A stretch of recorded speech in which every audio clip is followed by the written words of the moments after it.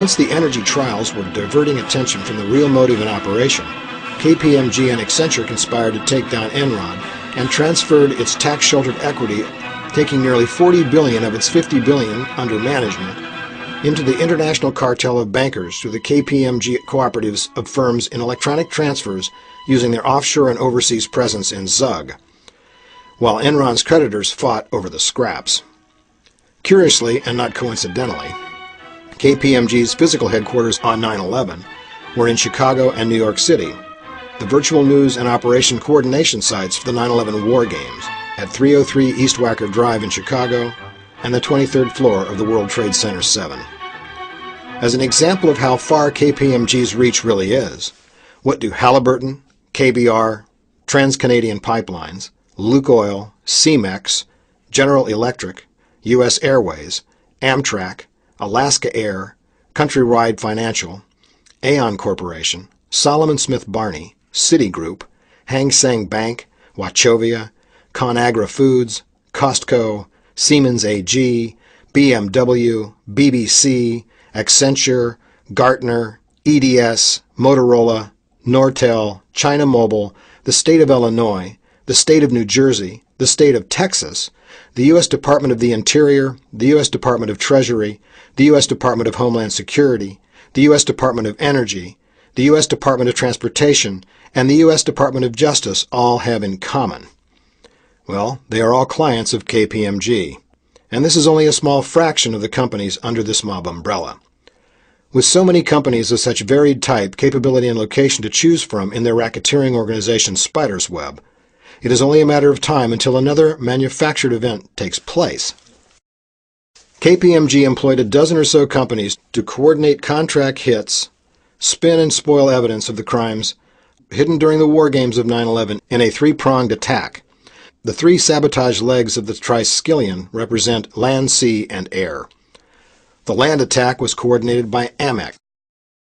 AMEC upgraded the Naval Command Center in Wedge 1 of the Pentagon before it was destroyed at 9:37 a.m., the electronic trading floor of the New York Stock Exchange prior to shutting it down.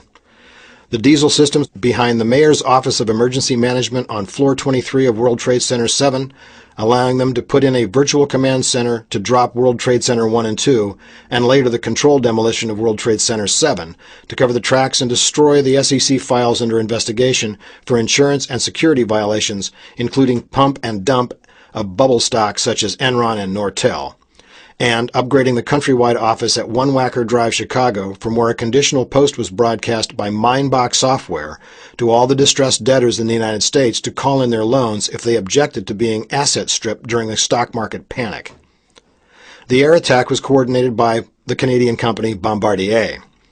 Bombardier is the coordinator of the decoy and drone maneuvers executed during the 30-hour stand-down with insider knowledge that the planes had been modified so that a beta decoy could be switched electronically into an unstoppable drone by embedded QRS-11 gyro chips installed by Boeing, manufactured by Thales, in partnership with Raytheon. The sea attack was coordinated by the Canadian Steamship Lines. Canadian Steamship Lines coordinated the Offshore Marine Command and Control C4ISR with the U.S. Navy and U.S. Naval Command Center.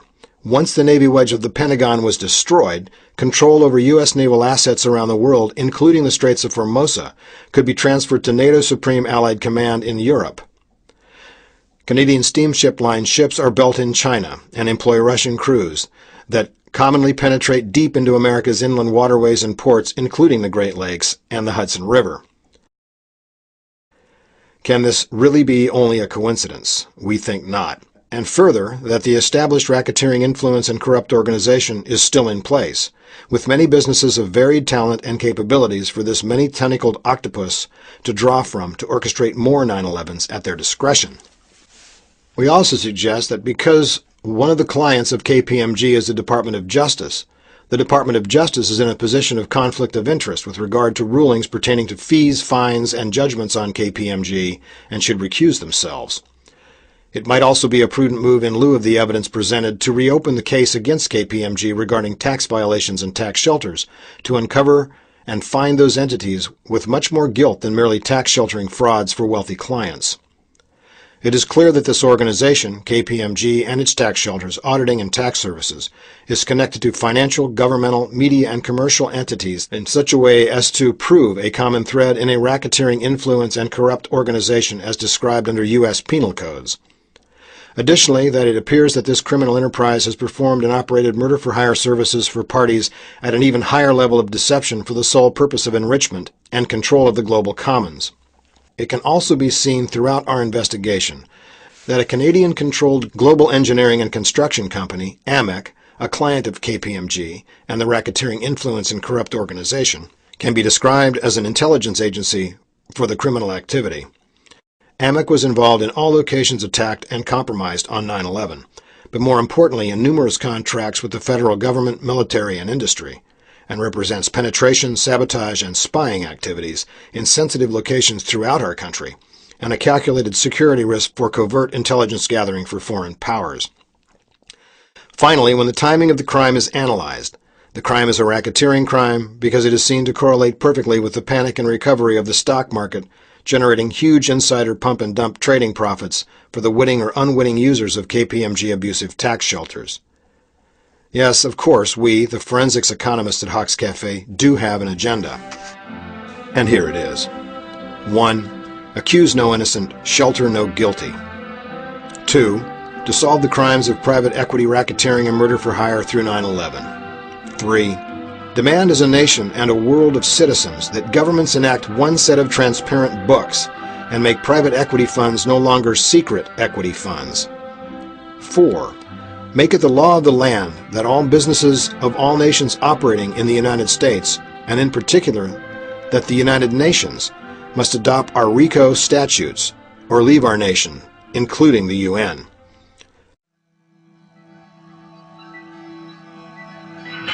Join us and let us help get millions of victims out of the mind box, a form of thought control, because it is time to become that bird of prey that lives inside of all of us. There is a big change coming. I don't care who you are, we will change everyone.